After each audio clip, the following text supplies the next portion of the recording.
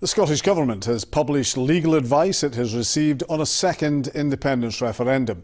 It had been reluctant to do so, but the Scottish Information Commissioner had ruled earlier this year some of the advice should be made public. And that's what's happened. Some of the advice has been published, but not all of it. Conor Matchett of The Scotsman told us what had been included and what had not. Conor, what do we learn from this advice that's been released, and what do we not learn? Well, I think your latter question is the most interesting one of the two. What we have learned, just to start there, is that the government believes it's got the right to test the question, the 2014 independence referendum question, again with the Electoral Commission, and it also believes it has the right and the legal grounds to work on preparatory policy for independence, and interestingly enough, they use the phrase transfer of powers.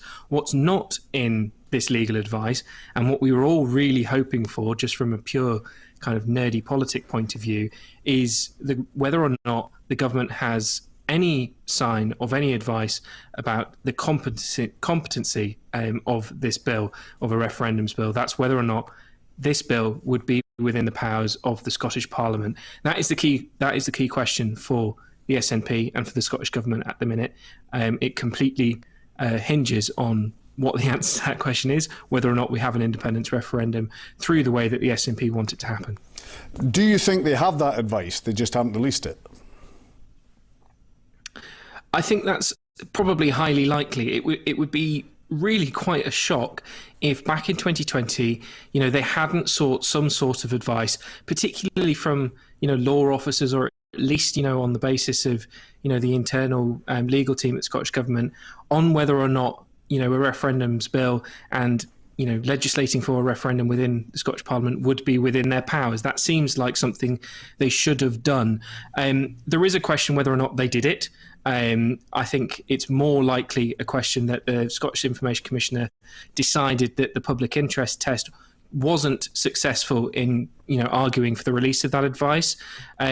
So it's probably there. It's one of those great mysteries we'll probably never know about. And just to expand on that then, on what grounds would they be able to withhold that advice? So under freedom of information law, there is an exemption, which is protection of legal advice. It's professional legal privilege, it's known as.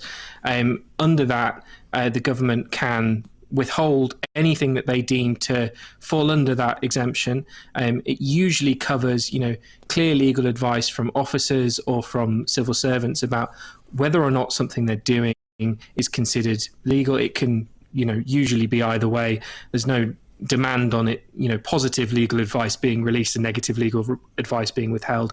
It is, however, subject to something called the public interest test, which is where, you and I as members of the public can argue that the public interest in that legal advice being published is more important than the public interest in that principle of confidentiality being applied to that information. That was the big surprise with this entire process for me, as the person who put in the FOI request, was that the Information Commissioner agreed that aspects of this legal advice should be released. That is a significantly rare occasion. It's very rarely happened. I can think of only a handful of occasions in recent years when any government has released any legal advice, Brexit down south, and also the Alex Salmond inquiry up here. We were expecting slightly more, but I'm not surprised by what we got today. Would you expect, briefly on this point, Conor, would you expect that we might see more being released? I think that's totally up to the government now, and whether or not people like me can convince them to release it further down the line. The opposition will call for it. That's what we saw tonight. They're very clearly of the view that it should be released, and it should be released now. Public are in the dark about whether or not this referendum is even legally able to be legislated for in this country. We'll have to wait and see. At some point, they're going to have to say something. Conor, thanks for joining us in Scotland tonight.